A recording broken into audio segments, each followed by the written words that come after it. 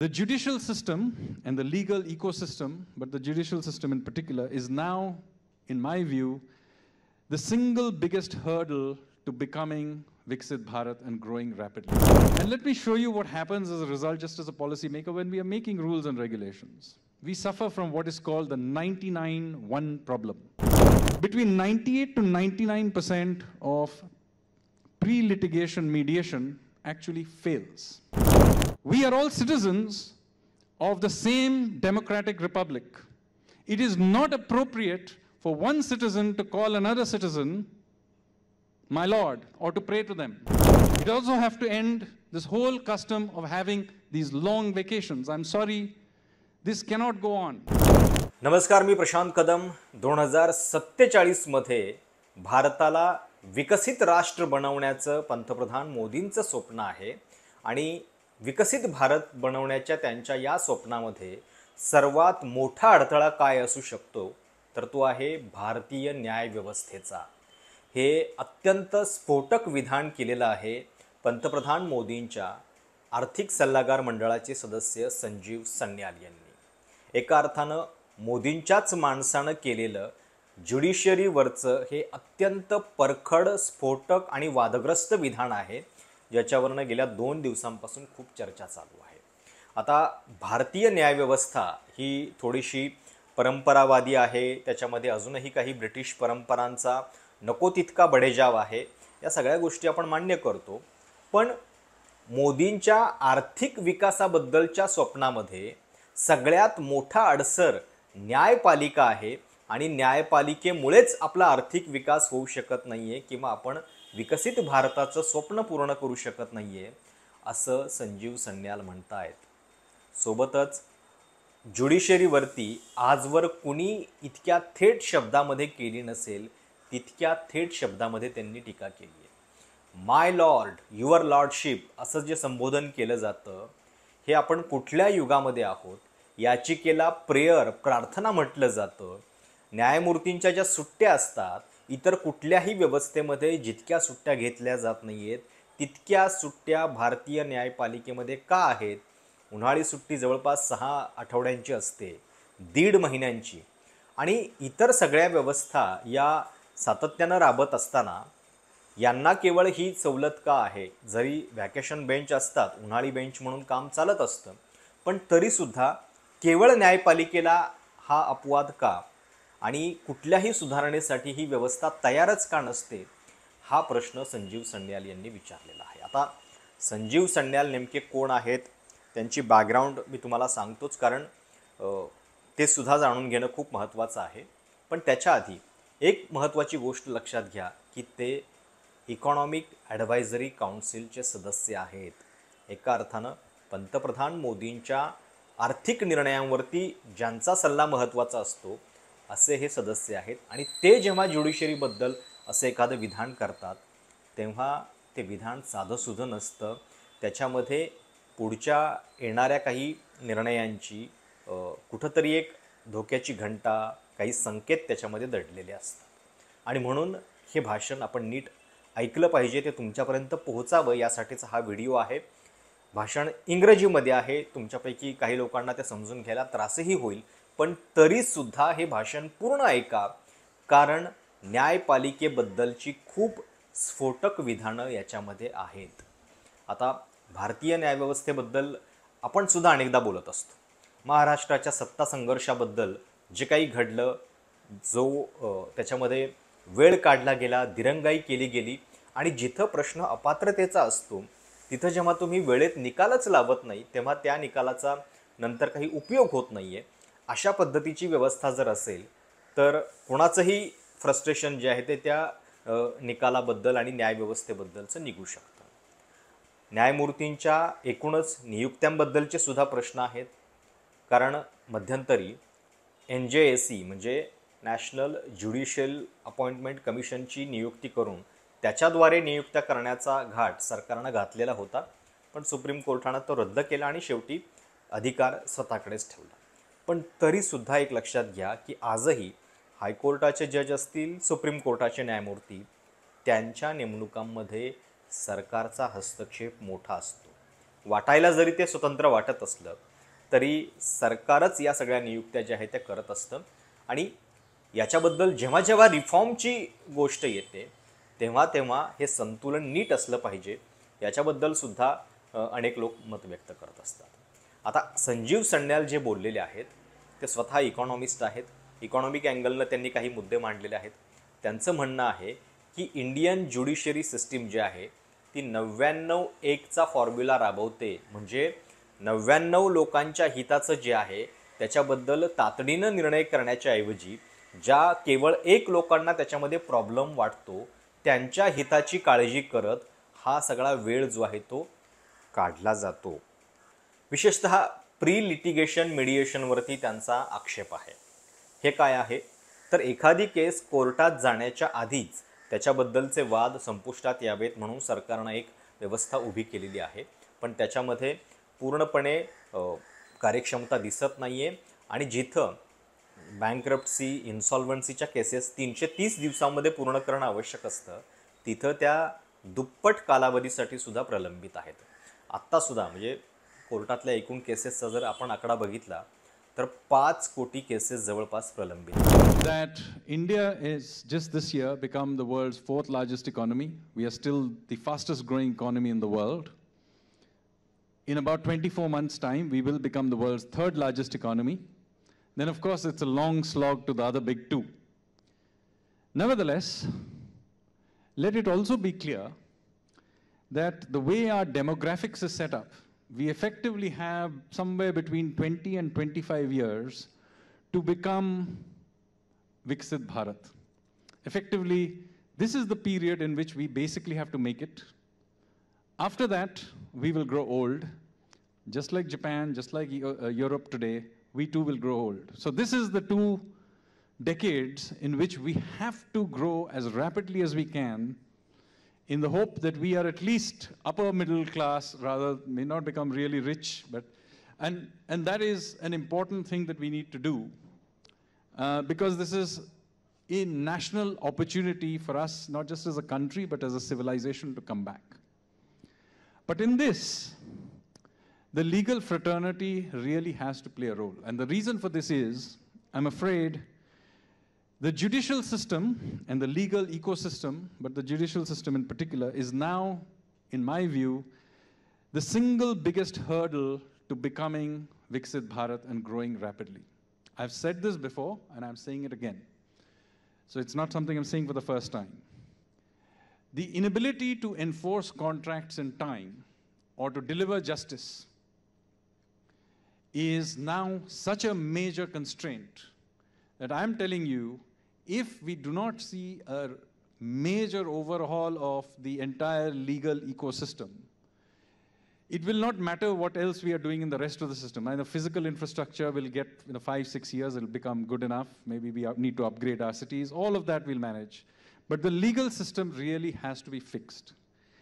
And let me show you what happens as a result, just as a policymaker, when we are making rules and regulations. We suffer from what is called the 99-1 problem. What is the 99-1 problem? It's the following. You see, when you're making rules, regulations, policies, 99% of those rules, regulations, policies, the bulk of it, is really reflects the problems of 1% of misuse, that 1% of dispute, and so on and so forth. Now, in any functioning system, that 1% of exceptions should actually get sorted out by the legal system. But because I do not think it will get sorted out there, all the rest of the 99% of laws, rules, regulations, and all kinds of complicated things that I have to do is effectively to take care of that 1%. And of course, it feeds back into itself, into a spiral. And so now we have ended up with the complicated system further creating its own complications and so on. So we really have to do something about this. And here, of course, everybody will talk. I'm sure the others will speak about the legal processes that need to be radically changed. But I think we need, first of all, a cultural change, a cultural acceptance, which the legal profession needs to have about the problems that it faces, rather than to have the rather self-congratulatory tone which one tends to hear in conferences like this. I'm sorry if I'm being a little bit rude, but anybody who has been to any conference in which I've spoken will know that that is my usual approach, and because I mean well. So as I said, please take it in the right spirit. Now, usually what happens is this is blamed on some colonial legacy of processes and so on. But in fact, we keep adding new problems to the system. And I'm going to use one example because I heard it being spoken about a little earlier. So I want to talk a little bit about pre-litigation mediation. This is not an old problem. We have only in the last decade or so added this as a new problem. And the legal profession thinks it's a solution, but the rest of us think it's a problem. So let me tell you why. Because according to Section 12A of the Commercial Courts Act of 2015, this was, for commercial cases, it was turned into a mandatory step, right? Now, let me clarify, I have no problem with the idea of mediation. It's a good thing, it should be done. But to make it mandatory has caused the following problem. Now, I collected data for 5 years, from 2000 to the year 24, from the two main commercial courts of Mumbai. Commercial capital, commercial courts, best place to get data on this issue. And I found that between 98 to 99% of pre-litigation mediation actually fails. It then goes back into the same courts that you are complaining about and trying to avoid. All you have achieved is added 6 months to the process, lawyers' fees, mediators, all kinds of other things, not to mention huge efforts to avoid that loop. What is the benefit to the system? As I said, I have no problem with mediation. Why not make this simply voluntary? And yet, huge amount of effort was put in by the legal profession to actually add this to the mediation bill of 2023. And it nearly became mandatory. A failed system, which we know it doesn't work, was nearly added and made mandatory for civil cases as well.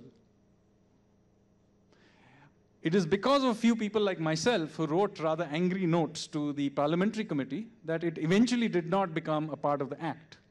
But the fact is, there has to be some level of responsibility that the legal profession has of adding something that may be beneficial to you as a profession, but is at massive cost to the rest of the system. So please think about this for the rest of the system and not, and you know, it really annoys me when I hear self-congratulatory tone when you come into these kinds of things, which is beneficial to a profession, but is a huge cost to the rest of the system. कुठल्याही एकाधिकारशाहीच्या वृत्तीच्या माणसाला सगळ्या व्यवस्था आपल्या ताब्यात असाव्यात असं वाटतं. इंदिरा गांधींच्या बाबतीत सुद्धा हा आरोप झालेला होता की त्यांनी कमिटेड ज्युडिशरीची अपेक्षा व्यक्त केलेली होती. आणि गेल्या काही दशकांपासून 2014 नंतर तर आपण बघतोच आहे की न्यायव्यवस्थेचं नेमकं काय झालेलं आहे. म्हणजे स्वातंत्र्य तर ठीक आहेच, म्हणजे कुठलीही व्यवस्था नीट काम करण्यासाठी मुळात त्यांचं स्वातंत्र्य आधी अबाधित असलं पाहिजे. ते तुम्ही ठेवणार नाही, त्याच्यामध्ये हस्तक्षेप करणार, आणि तो हस्तक्षेप काय लेवलचा असतो हे आपण बघितलेलं आहे.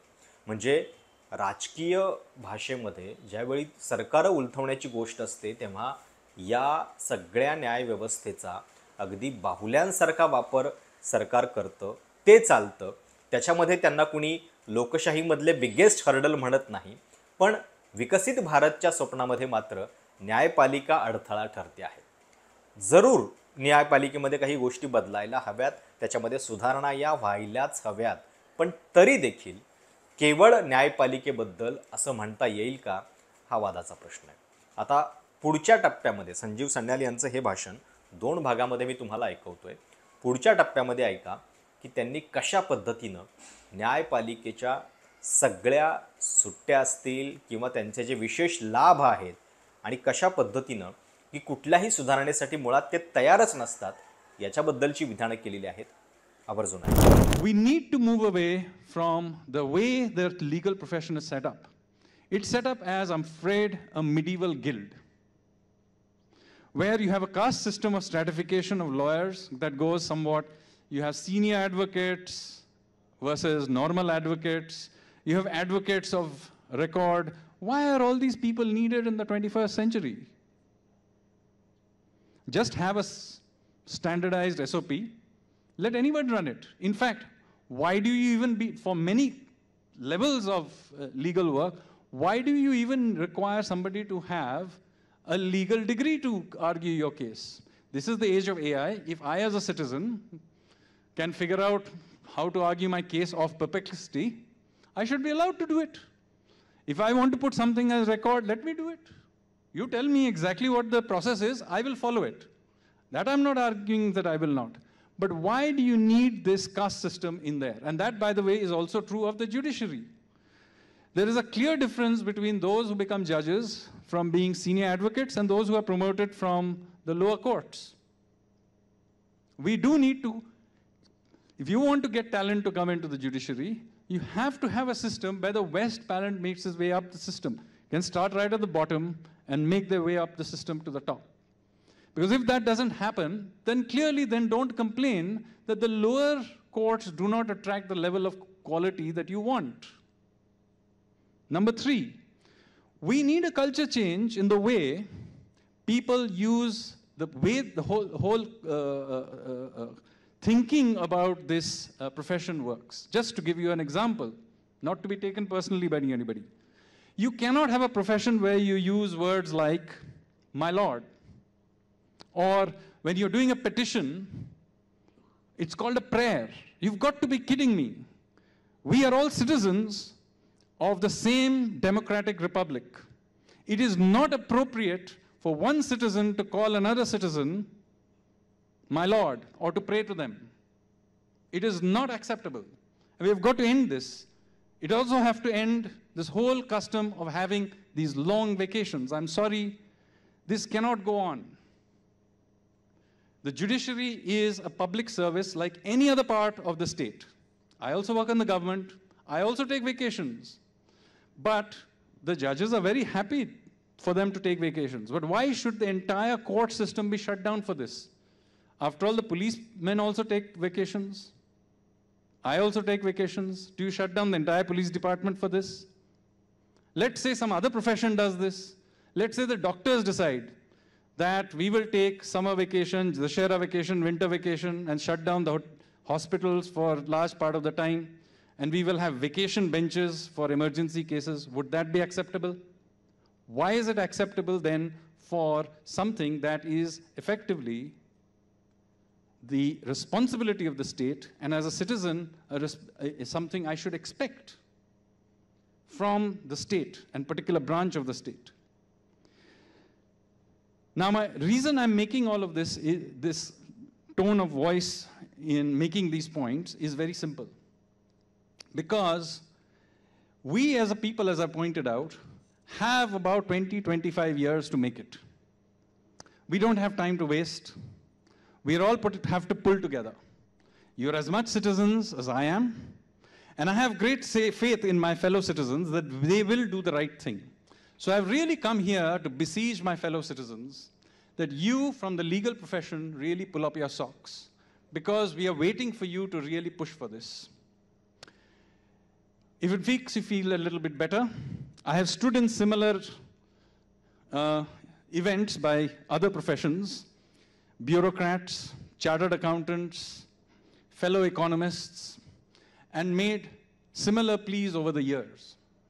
And I have to say, although there was a significant amount of hostility in the beginning, I have begun to now make a dent.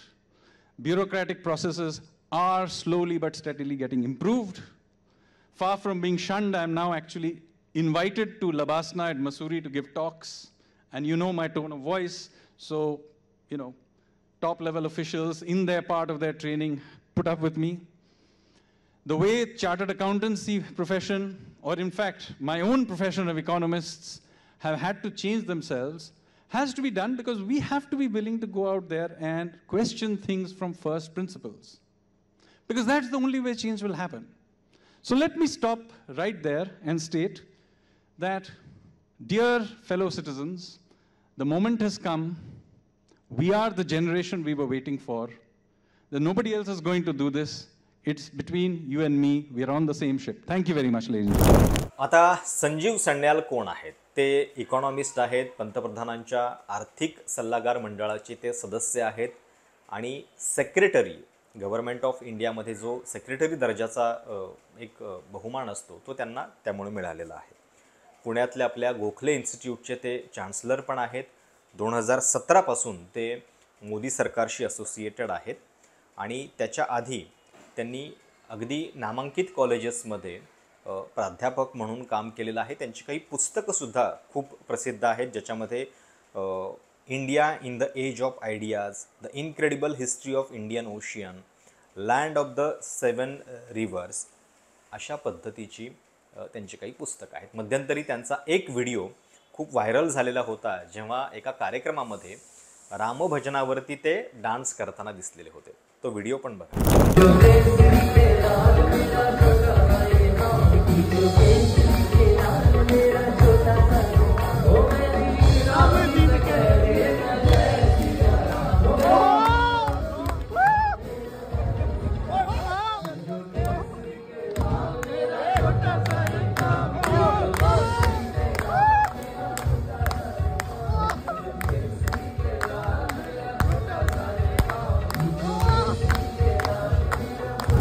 तर शेवटी मुद्दा हा आहे की पंतप्रधानांचा माणूस ज्याला म्हणता येईल अशी व्यक्ती भारतीय न्यायपालिकेबद्दल हे अत्यंत स्फोटक विधान करते आहे आणि विकसित भारतामधला सर्वात मोठा अडथळा त्यांना ठरवते आहे.